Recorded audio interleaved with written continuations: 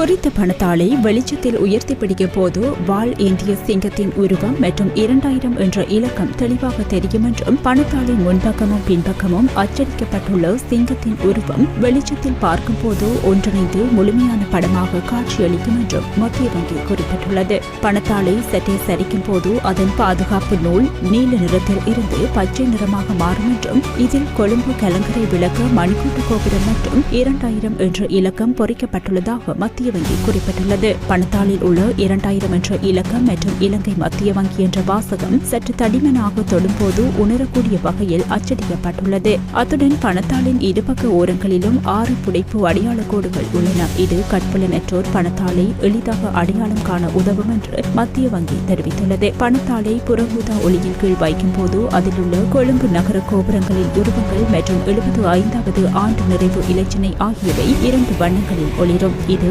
இயந்திரங்கள் மூலம் கள்ள நோட்டுகளை கண்டறிய உதவுகிறது. இந்த நிலையில் கள்ள நோட்டுகளை தவிர்க்க பொதுமக்கள் இந்த அம்சங்களை சரிபார்க்குமாறு மத்திய வங்கி பொதுமக்களை கேட்டுக் கொண்டுள்ளது.